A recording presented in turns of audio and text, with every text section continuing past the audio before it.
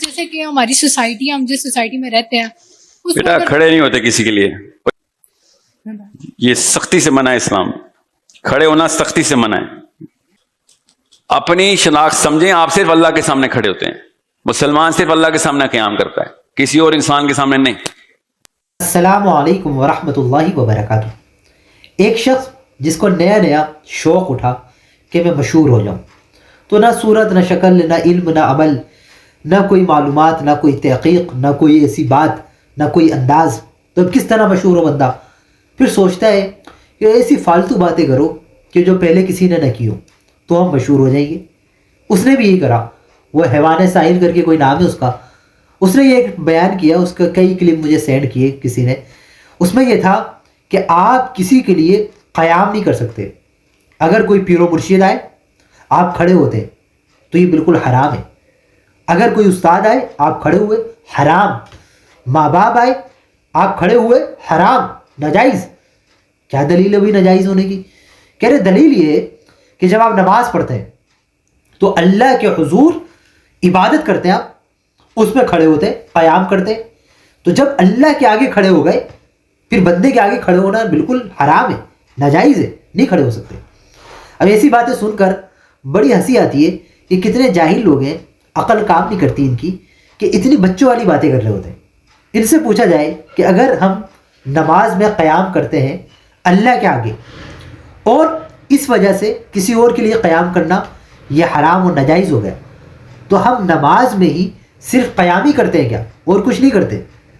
قیام کرنے کے بعد ہم رکوع بھی کرتے ہیں، سجدہ بھی کرتے ہیں، سجدہ کرنے کے بعد ہم جلسہ بھی کرتے ہیں اور تشہد میں قعدہ بھی کرتے ہیں۔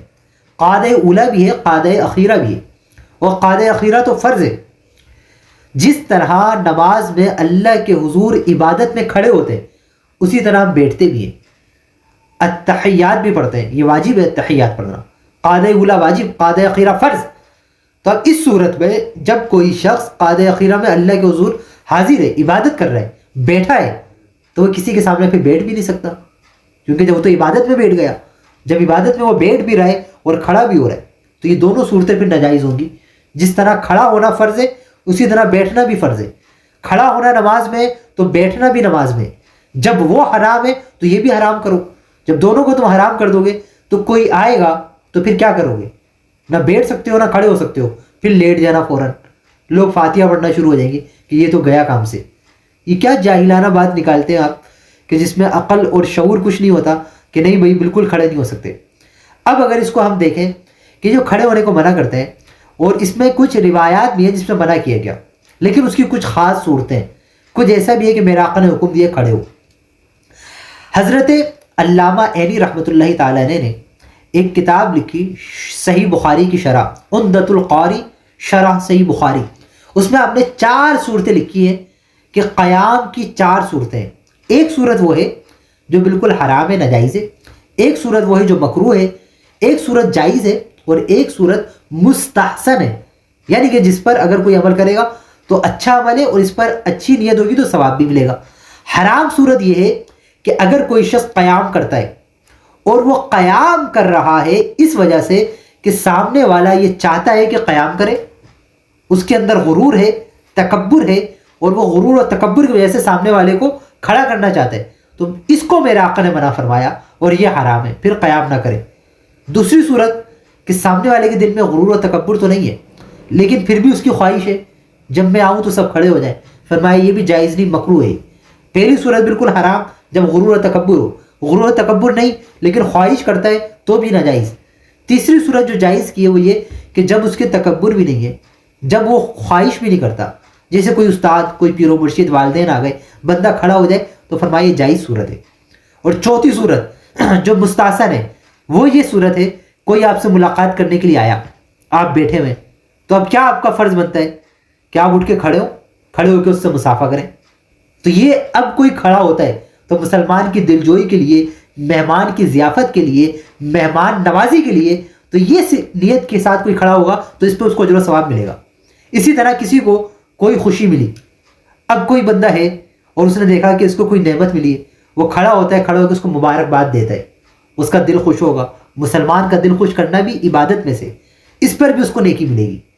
اسی طرح کسی کا انتقال ہو جاتا ہے، وہ کوئی شخص رو رہا ہے اور ایک شخص بیٹھا ہوا ہے، اسے دیکھ رہا ہے کہ اس کو کوئی غم مل گیا، بیچارہ رو رہا ہے، کسی کا انتقال ہو گیا، تو اس کو کیا کرے؟ بندہ لیٹ جائے؟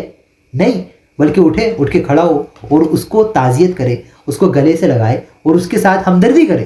یہ بھی قیام ہے، بیٹھا تھا، کھڑا ہوا، کھڑا ہو کے پھر اس کو گلے لگایا، اس کا غم ہلکا کرنے کی کوشش کی، اس کو سمجھایا، تو ان صورتوں میں اس کو اجر و ثواب بھی ملے گا، اچھی نیت ہوگی تو یہ کہنا کہ مطلقاً کہ نہیں بھائی وہ عبادت میں سے، اور عبادت جب اللہ کی کر رہے ہیں اور کھڑے ہو رہے ہیں تو بس پھر کھڑا نہیں ہو سکتے، تو اس میں زمین و آسمان کا فرق ہوتا ہے۔ بندے کے اندر عقل ہونی چاہیے کہ جو ہم کہہ رہے ہیں تو کم از کم کسی صحیح عالم دین، جو علماء ہیں، جو محدثین ہیں، جو مفسرین ہیں، جو مجددین ہیں، ان کو ہم دیکھ لیں کہ کیا اس کے بارے میں شریعت کا حکم کیا ہے۔ مگر یہ بالکل اتنے دنیا دار اور ایسے لچے لفنگے ٹائپ کے لوگ ہوتے ہیں کہ ان کا دین سے، اسلام سے کوئی واسطہ نہیں ہوتا، یہ دین اور اسلام کے خلاف ایک جسے بولتے ہیں فتنہ پھیلانے کی کوشش کرتے ہیں۔ تو اسی میں سے یہ ساحل صاحب بھی ہیں جو اس طرح کی بیکار اور بے پر کی بکواس کرتے ہیں کہ جن کا علمی طور پر بالکل بھی، جن کو ایک صفحہ بھی قابلیت نہیں ہوتی، وہ اس طرح کی خرافات بک رہے ہوتے ہیں۔